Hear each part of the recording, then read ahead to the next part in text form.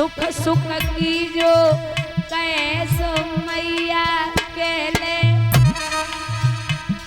मोई एक बार पुचकार गोद में ले ले।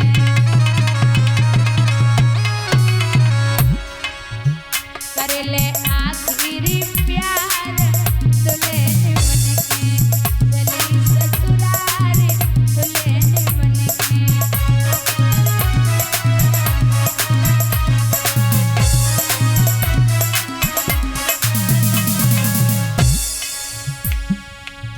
रक्षाबंधन पे हमें बुलवाइयो,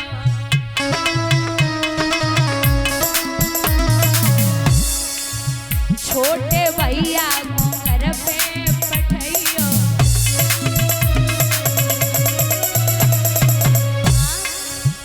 मेरे बिरना को घर पे पठाइयो।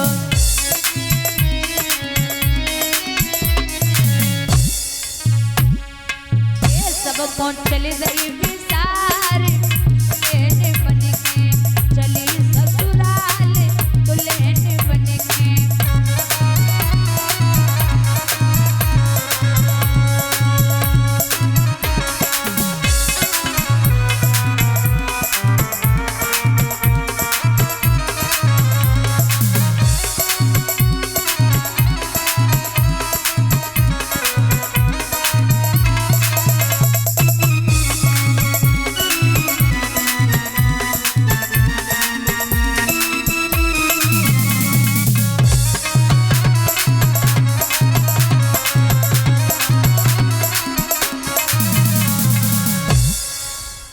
रुक्मिणी वहां से जब चली तो गौरी माँ का पूजन करने के बहाने पहुंची।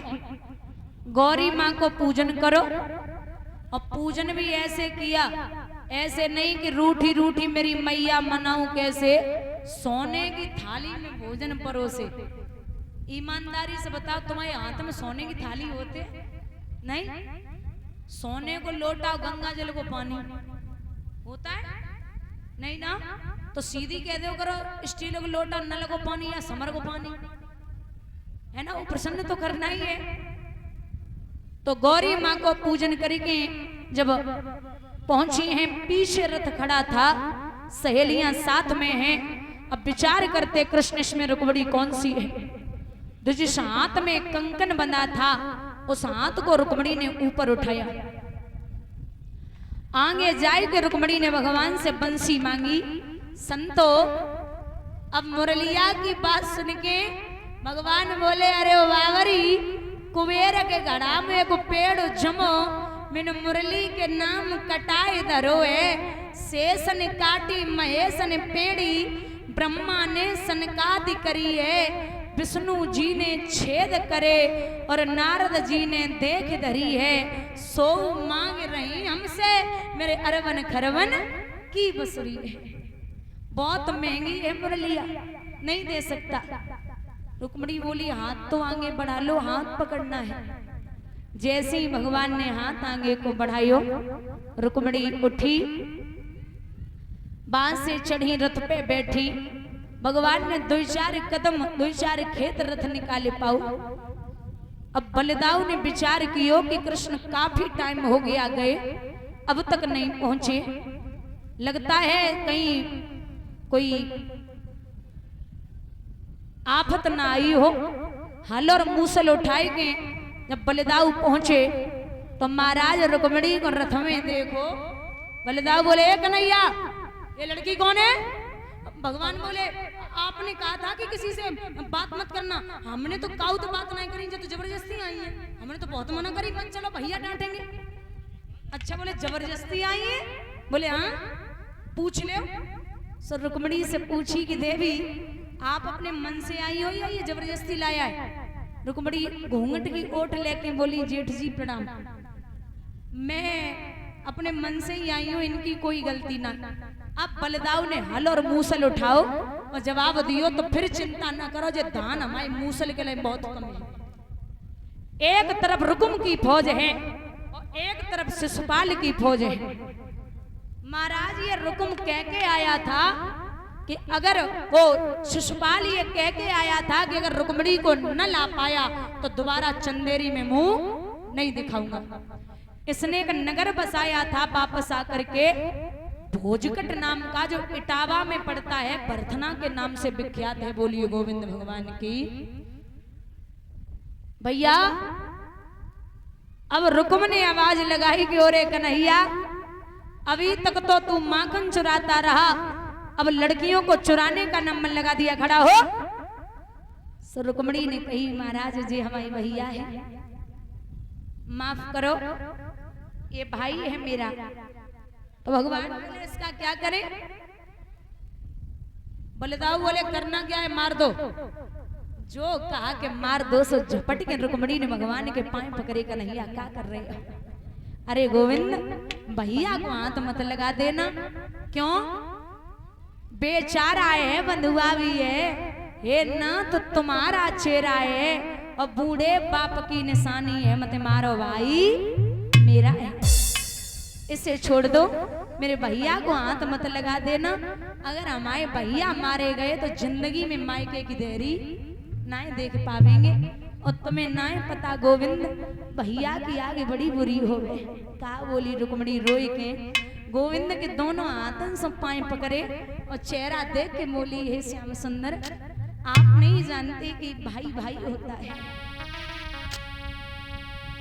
मत मारो बिरन नाथ बखत सुनी भैया की आवेगी।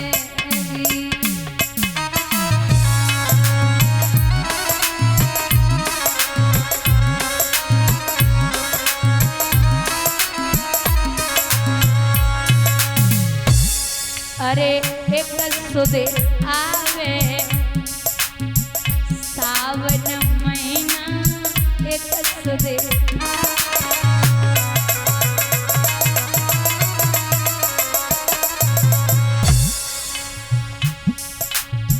एक सुदे आवे सावन महीना, एक सुदे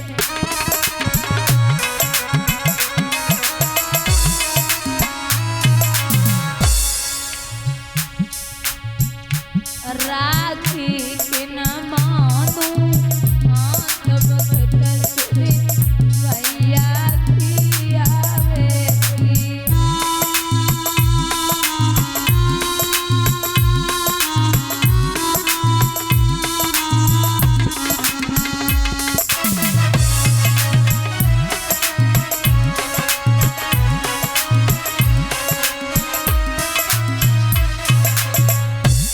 अरे एक सुदे आवे मंडप नीचे, एक सुदे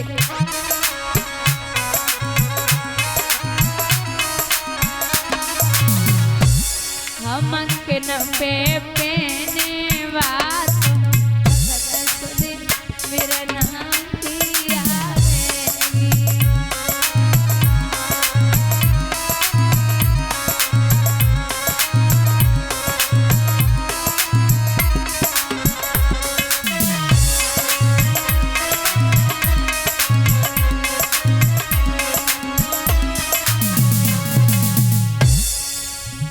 एक सुदे आवे कार्तिक महीना, एक सुदे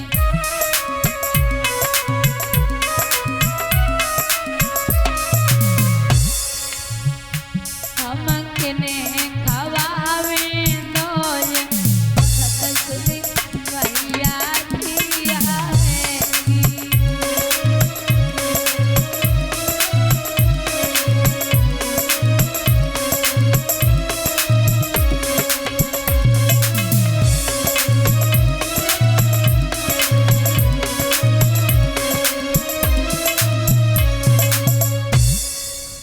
रुक्मिणी के कहने से छोड़ दिया। भगवान रुक्मिणी को लेकर के द्वारिका नगरी के लिए आए। बड़े विधि विधान के साथ में प्रभु का पहला विवाह रुक्मिणी से हुआ है। पहला विवाह भगवान का हुआ। अब दादा श्री सूत जी कहते कि दूसरा विवाह सत्राजित यदुवंश में था एक परम सुजान, करता था वो नित्य प्रतिदिन सूर्य देव का ध्यान।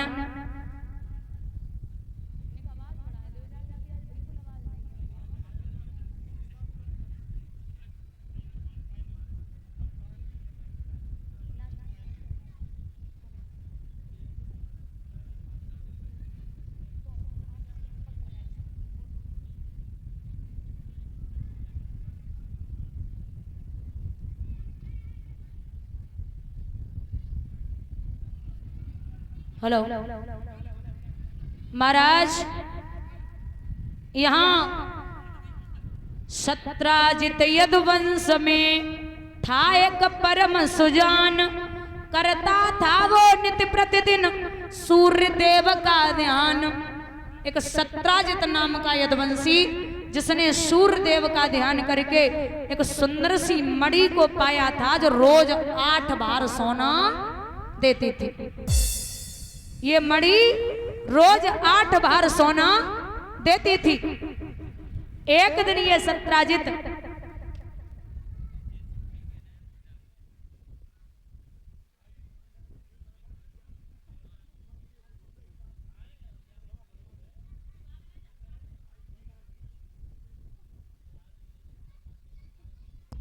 भैया, एक दिन वो सत्राजित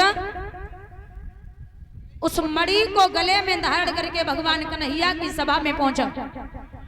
तो यादव आपस में बातें करने लगे, बोले भैया जब मणि जगह गले में अच्छी नहीं लगे रे, दूसरों बोलो अगर भगवान को मिल जाए तो बहुत अच्छा होगा। तीसरो अहिर बोलो कि बाबरे है गए, मोर नाचो कहाँ नाचो, जंगल में काऊ ने ना देखो, अपनी छत्ती पे नाचो, सबने देखो। अगर ये मणि भगवान को मिल जाए तो बहुत अच्छा होगा। जवाब दो सत्राजित ने विचार कियो कि हमें जब मालूम पड़ रही है अहिर की खोपड़ी में कीड़ा रो रहा है, निकल ले। अब निकल के वो मणि जो है वो अपने छोटे भैया प्रसेन को पकड़ा दी। तो प्रसेन ने जवाब दिया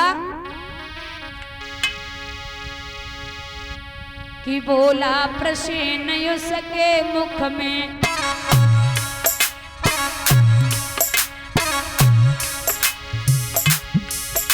बोला प्रसेन उसके मुख में, क्षण भर में पानी आता है, सच है भोली के थैले पे देवर सर्राफी करता है।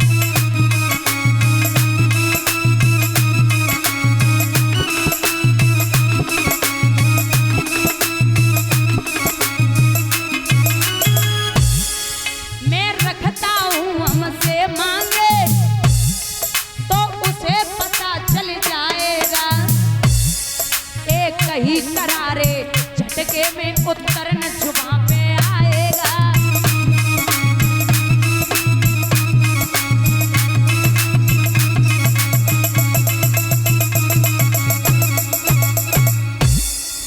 प्रसेन बोला मणि हमें लाइए, और कन्हैया की अगर हिम्मत हो तो हमसे मांग के दिखा दे, मैं ऐसा जवाब दूंगा जो पलट के कभी मणि की तरफ नहीं देखेगा। अब भैया मणि को गले में धारण करके जब प्रसेन शिकार खेलने के लिए चले तो एक सिंह ने प्रसेन का वध कर दिया और उस मणि को दांतों तले दबा करके जामवंत की कुटिया से होकर के निकला। तो बुजुर्गों जामवंत ने उस सिंह का वध कर दिया और उस मणि को अपनी गुफा में रख लिया।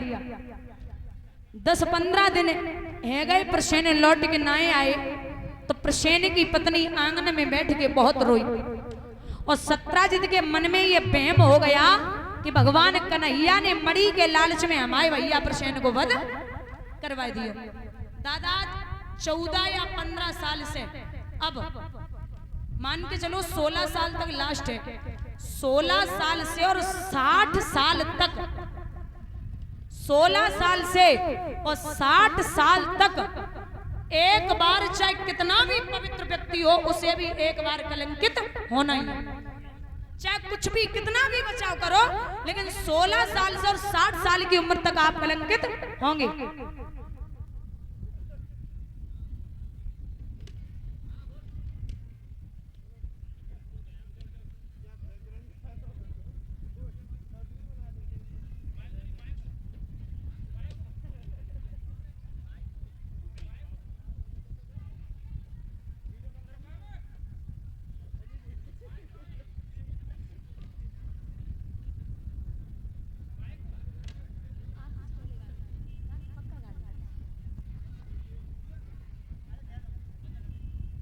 हेलो, हाँ, ये दानदाताओं ने दान दिया है, वो इस प्रकार है। 100 रुपए मनोज कुमार, सन ऑफ